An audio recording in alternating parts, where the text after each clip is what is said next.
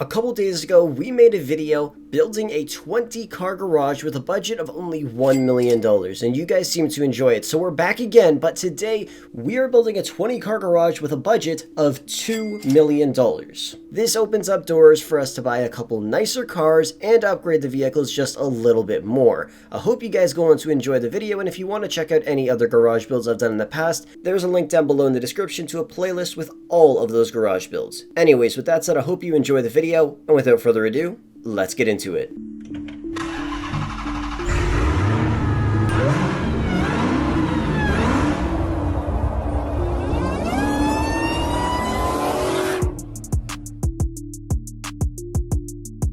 To kick things off, let's head onto the internet and order a couple of free vehicles. Let's start off with the Pisswasser Dominator. I think it's a pretty decent car, it's pretty fast, and the best part is, it's free. We'll also head on to Legendary Motorsports and order the LG RH8, another free car. Just because these cars are free, it doesn't mean they're bad or should be looked over. I think they're both amazing vehicles, and we're going to toss them into this garage today. So I decided to go drive around and look for some cars, and I found a Lampadati Felon GT. Now I know this is just a street car, but when we're doing a budget garage build and you find a $95,000 car sitting on the street, honestly, I'm gonna grab that. While we're sitting in this garage, we might as well start upgrading some of these cars. So let's start off with the Dominator. Now, of course, this car is free, which is awesome, and in terms of upgrades, we only spent $38,855 upgrading this vehicle. And also, for any street cars we find, we are going to be putting a tracker and insurance on it, and we're going to be adding that into the budget as well. Overall, I think the vehicle looks pretty awesome, especially since it's free. Next up, we have the LG RH8. I'm pretty sure everybody's owned this car at one point in their life playing GTA 5. As you guys know, we got it for free, and we only spent $55,080 upgrading this car. Now, of course, we are a low level, so we can't really truly upgrade these vehicles. If you're a higher level, obviously you could throw some more money into the vehicle, but you might end up going over that $2 million budget. I think this car looks pretty damn nice, though. Next, we have the Lampadati Felon GT. Of course, it's a $95,000 car that we got completely free, and we only spent $45,790 upgrading it. I really wish it had more customizations. It looks so plain, which I really don't like, and I'm hoping in the future we could see some older vehicles remastered in GTA Online to have more upgrades. Let us bring them into Benny's, Rockstar. That's all we're asking for. As you guys know, the budget for this garage is $2 million, and the total we spent so far on 3 vehicles plus their upgrades is only $139,725, which is great. We want to spend on average about $100K per vehicle, and we are way under budget right now. That is exactly what we want to see. Just before we head back out onto the streets, we're going to grab 2 more vehicles off the internet. First is going to be the Obey 9F. I absolutely love this car, and I hope in the future we see a remastered version of this car added in GTA Online. And then after this, we're going to be grabbing the Bravado Rumpo Custom. This is the perfect vehicle to be running some heist setups in free mode or in missions. I absolutely love it. It is the perfect heist vehicle, so we're going to add both of these vehicles into our garage and hope that we come in under budget. $2 million obviously isn't a ton of money, so we are going to be going around on the streets trying to find some rare vehicles like the Sentinel XS, for example. Last episode we found a really nice purple one, I believe, or a blue one with a ton of modifications on it, but this time we're going to be trying to find the yellow one. It spawns in the exact same spot. You got to do the exact same thing, just drive around Tinsel Towers, and obviously the best way to get it to spawn in is by using a Sentinel XS, so just find one on the streets, or you might get lucky and be able to get one to spawn in without even using a Sentinel, which would be great. So the first attempt we didn't get it, but then the second attempt, as I drive up the road, I make a left turn, and then boom, just down the road over there, we see it spawn in. Obviously, it doesn't have as many modifications that the other Sentinel does, but I still think this one is pretty damn nice, and we are going to be tossing it into our garage. Since we're back here, we just ordered a couple of vehicles, and they just got delivered, so we might as well bring these into the custom shop and upgrade them. First, let's upgrade the 9F. It's a beautiful car. I just really hope to see a remastered version in the future because it is really outdated and has barely any customizations. We spent $120,000 on this vehicle, and we spent a total of $46,340 modifying it, and I think it looks pretty damn nice. Next, we have the Bravado Rumpo Custom, which we bought for $130,000. We only spent 11,500 bucks upgrading this thing. I didn't even change the wheels on it because the off-road tires that we have in GTA Online just don't really look that great. They look really ugly in my opinion, and I think these regular off-road tires that come stock on the vehicle look way better. I think the vehicle looks pretty awesome. It will be nice to have a couple more customizations, but honestly, all I would really want to do is just black the vehicle out anyways. And then we got the Sentinel XS, which we got off the streets for free, and as you know, it already comes partially modified.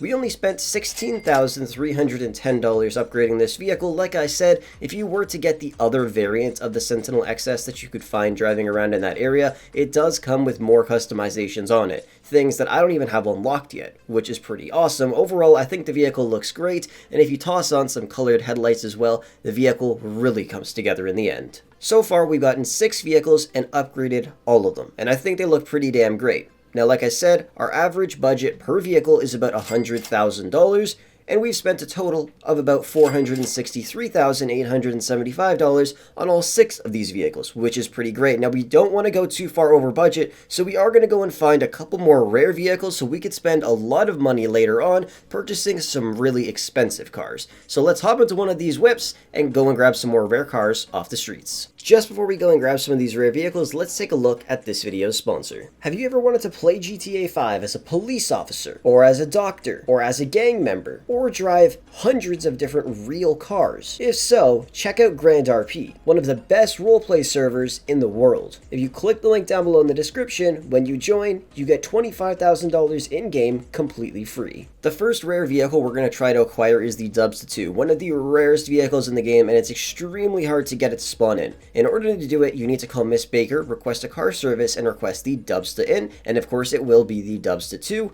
And then the other way you could do it is get your friend to invite you to their motorcycle club and tell them to make you the vice president or road captain, which will then enable you to get the Dubsta 2 to spawn in. Now you want to be doing this between about noon and when the sun sets in game. And there's 2 locations you can go to. The first one is going to be at the custom shop in the middle of the city, and the second one is at the custom shop next to the airport. And you pretty much just want to drive by these custom shops and pray that it spawns in. Now I've tried this multiple times on this account, and I tried doing this in the last episode for about an hour and I couldn't get it to spawn in, but this time, after a couple of attempts, I actually got it to spawn. I was so damn excited because this thing is so hard to spawn in, and in the future, if you want to sell it, you could sell this version for about $23,000, which is a pretty decent amount of money, and like I said, it does come partially modified, which is great, and of course, it's a rare vehicle. You can't customize the regular Dubsta the exact same way this one is customized, so right when you see it spawn in, bring her into the custom shop and throw a tracker and some insurance on the vehicle. Now, what I noticed is right when I left this custom shop, I was seeing regular Dubstas spawn in everywhere.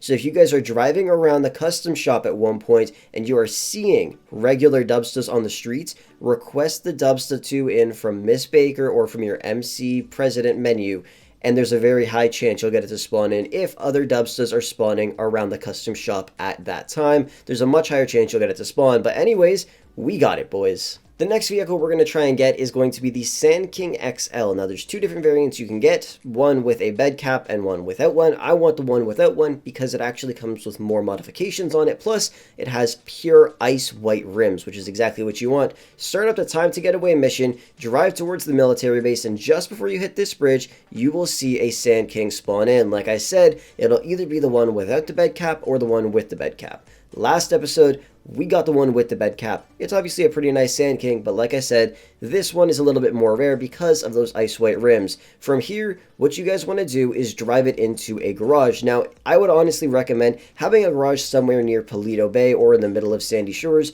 You could buy those for like $26,000, but once you get it, all you got to do is drive it into your garage, quit the mission, and then you are good to go. While we're here, we might as well toss some upgrades on both these vehicles. Let's start off with the Sand King XL. As you know, we already got it for free, and we spent $46,475 modifying this vehicle. It already came pretty much modified the exact way we wanted to. All we did was change the rims, which cost just over $30,000, and change the paint job and a couple other little things like that. And now I think it looks pretty damn awesome. Like I said, the best thing about this vehicle is the fact that it comes with those ice white rims, which you can't get any other way unless you're doing some kind of glitch. So I think this thing looks absolutely phenomenal, and the best part is, like I said, we got it for free. Next, we're going to modify the Dubsta 2, which we also, of course, got for free, which I'm really happy about. And we spent $46,475 upgrading it. Pretty much what we did was just black out the entire vehicle and remove a couple minor modifications, and we also changed the rims back to their stock rims because those rims honestly look really nice, and I believe they are pure black rims. They're darker than the regular black rims you can get. I'm not 100% sure about it, but it looks really cool on this vehicle, and I also think this vehicle looks awesome in a nice matte white, which looks pretty cool. But anyways, the vehicle itself is awesome, super rare, and I'm really happy that we got it for this garage build. We're also going to grab a couple more cars off the internet. The first one is going to be the Sultan. Pretty damn nice car, and in the future we have the option to upgrade it to the Sultan RS, and then we're also going to be grabbing the Hot Knife, a vehicle I've loved since I played GTA 5 back on PS3. Next, we're going to grab the Lifeguard Granger. Not the craziest vehicle in the game, but you can get it 8 times cheaper than what it is on the internet. So tell your friend to bring one out of their garage if they already own one, and head on over to the Lifeguard Tower area, and you'll see them spawning in. All you got to do is hop out and grab one and bring it to the custom shop and throw some insurance on it. Now, the only thing is the insurance is going to cost $108,000 just because it's a vehicle that costs $800,000 that you shouldn't normally be able to grab off the streets, so obviously the insurance is a little bit pricey, but it is worth it. You're getting it at an 80% discount than what you would have gotten it for if you were buying it from one of the websites. So I still think that is pretty great. On my way back to the garage, I saw a Karen Futo driving around, and I thought, you know what? Why not? Karen Futo's a pretty damn nice car, so let's grab it and toss it into the garage as well. We're also going to go grab a couple rare gang vehicles. The first one is going to be the Mañana. All you guys got to do is find the Mañana driving around on the streets and then head on over to the gang territory, and you're just going to see one parked either right there at this motel, right here at this parking lot, or just down the street a little bit more to your left. Once you see it, grab it, take it to your garage, and put some insurance on it, and you're good to go. We're going to do the exact same thing with the Peyote here. All we're going to do is drive around, and I didn't see it spawn in the first time, but I did see it pop up the second time, and this one actually came with a spare tire on the back, which I actually have not unlocked the modification for, so that's pretty perfect. Now, the gang members will sometimes shoot at you, so make sure you hop in the car and get the hell out of there as fast as you can. And on my way back, I saw a shafter spawn in right in front of the garage, which is pretty perfect, so we're obviously going to grab this thing and toss it in there as well. Next up, we're going to grab a rare version of the rat loader. In order to get it to spawn in, start up the time to get away mission once again, and make sure you already have a regular rat loader, which you could probably find somewhere sitting in Sandy Shores. And then just head on over to this gas station right up here in Paleto Bay and just keep driving by it slowly. Try not to look at the gas station all that much when you're driving by it, and eventually you will see one of the rat loaders spawn in. There's a few different variants. Unfortunately, I didn't get the one with the most customizations, but I did get a fairly rare one that came with ice white rims, which is pretty awesome. So I grabbed this thing. Like I said, I already own a garage up here in Paleto, so I grabbed the rat loader, drove it in there, and then I was good to go to quit the mission and head back into free mode. Alright, we've acquired a lot of other vehicles, so we're going to start upgrading some of them. Starting off with the Sultan, which we got for $12,000, even though we could have found it driving around on the streets, but we spent a total of $23,502 upgrading this vehicle. Now, I never usually upgrade my vehicles like this, but I was like, you know what, let's make it look like a crazy GTA vehicle. So we decided to throw these modifications on, and I honestly think it looks crazy, but it still looks pretty good. Next, we grabbed the Hot Knife, which we purchased for $90,000, and we only spent $9,830 upgrading this vehicle. Yes, it was very cheap, which I'm really happy about. Plus, I think it looks absolutely phenomenal. And then we grabbed the Karen Futo, which is honestly a pretty damn nice car, and if we were a higher level, we would be able to put some more mods on it. We did get it for free, and we spent a total of $45,800 upgrading this vehicle. I think it looks pretty damn nice. Next, we grabbed the Mañana, which we of course got for free, and it's already partially modified, which is great. We only spent $18,000 upgrading it, and I think this vehicle is pretty awesome, and in the future it can be upgraded into a lowrider at Benny's for a very cheap cost, which we might do in a future episode. Next, we grabbed the Benefactor Shafter, which we also got for free, and we spent $22,115 upgrading it. And the best part is this vehicle comes with chrome rims on it. Now, these chrome rims would have actually cost us $57,000 to put on this car. So we got those rims for free, and I think this thing looks absolutely amazing, and I'm probably going to be driving it around a lot, and in the future I might end up upgrading to the armored version just to add a little bit more protection in those free mode lobbies. Next, we brought the peyote back into the custom shop here, and in total we spent $12,870 upgrading it. The best part about this vehicle is the upgrades it already has on it are some of the most expensive upgrades the vehicle has, which is great, and I think it looks pretty damn awesome for a car we got completely free. Next, we grabbed the rat loader, and of course we got this vehicle for free, and we spent $8,840 upgrading it. Sadly, I did end up accidentally taking off the ice white paint job on those rims, which I was really upset about, but I still think the vehicle came out looking pretty damn nice. We just acquired another 10 vehicles for this garage. Our budget for 10 vehicles would be about $1 million, and we only spent $861,307 on all of the vehicles we currently have in this garage, which is great. That means we have just over $1 million to spend on the last 4 vehicles for this garage build. So let's head onto the internet and see what we can find. The 4 vehicles I decided to purchase are going to be the Finalizing for $195,000, the Vapid LE for $423,000,